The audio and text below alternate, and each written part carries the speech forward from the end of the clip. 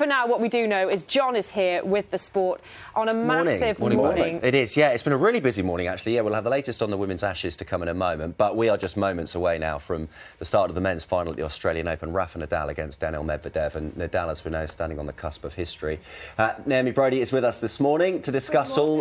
Naomi, I mean, what a tournament it's been for Nadal. I mean, 20 Grand Slam titles, everyone's saying, could this be the year he gets to 21? But of course, he's up against a man, isn't he, in the shape of Daniil Medvedev, who ended Djokovic's run, chasing a 21st Grand Slam title at the US Open. Will he do so again for Rafa this time? I know, he's finally the next generation coming through, Medvedev, isn't he? And he's stopping these big three from, as you say, being the first to reach 21 and pulling ahead from all the others. But how interesting if Rafael Nadal does get to 21, going into Roland Garros being the next Grand Slam, which, of course, he's won 13 times as well.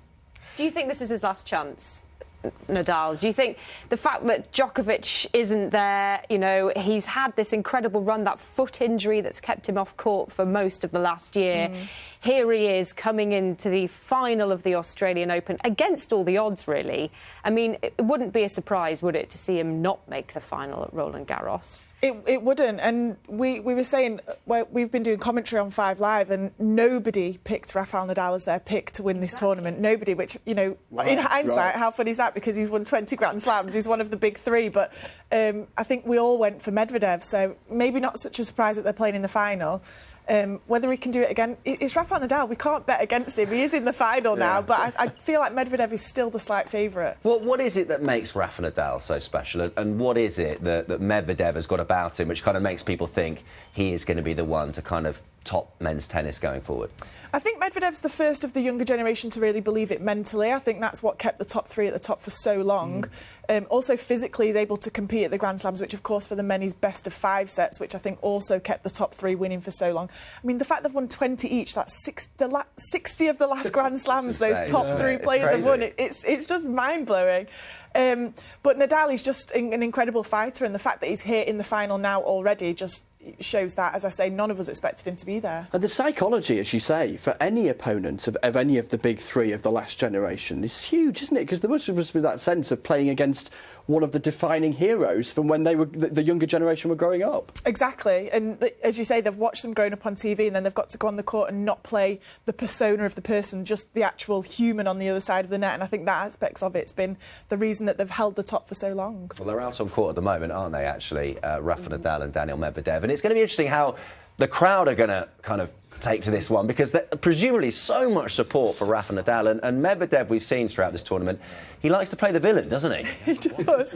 There's a really funny moment at US Open when the crowd were booing him, and at the end he thanked them in his on-court speech, and he said, "I hope you all know when you go to bed tonight, I won this match because of your boos." He loves being the villain, and he doesn't mind that role, so he's going to have to embrace it today, because I think the crowd will be behind Rafael Nadal. He's got quite a temper on him as well, hasn't he? We've seen him lose it with the umpire in his semi-final, wasn't it? Just yelling. Didn't he call him a small cat as well? Which I found hilarious. Insult as well. Yeah. Everyone was asking if it meant something in Russian, and everyone was like, he was trying to say something politely without getting a code violation. But does he need to keep a lid on that, or do you think that temper, that fire, is part of what he harnesses, that energy that he harnesses to get him over the line against these big players? I think it is, and I think he turns it on as and when he needs it. He sometimes does it as a distraction to his opponents, first of all, and I think that the moment it came against Tsitsipas, he was genuinely annoyed, but the way in which... It's almost a John McEnroe effect, you know, he's distracting his opponent by doing so. It's when his opponent has the momentum,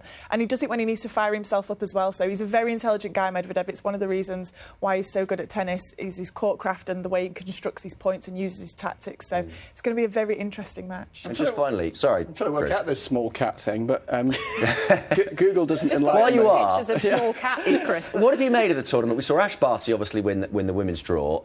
If Rafa Nadal does go on and do this would be a huge story, wouldn't it, for tennis? It would, because at the start of the tournament, obviously, we had the whole Djokovic saga, and everybody was wondering, you know, would people just focus on the tennis? But then we had Ash Barty. She was the first Australian to win the Australian Open in years. You know, we as Brits understood that because we went through it with Andy when he was able to win Wimbledon. And then they had Nick Kyrgios winning the men's doubles, and they were drawing incredible crowds throughout the whole tournament. So much fun. And now we've got this with Nadal through to the final against Medvedev. So it's been the most exciting tournament. He's a big cat, isn't he, Rafa Nadal, that's for sure. Yeah, definitely. There's no doubt about that. A tiger. 100%. The biggest, I'd say. Big cat or big dog? You know, Yeah. do you change species or just go bigger? It's going to be great. Naomi, many thanks. Thank it's you really very great to speak to you much. this Nice to morning. see you. Yeah, as I say, those two due out on court. Well, they are out on court at the moment, and I think we can expect some fireworks.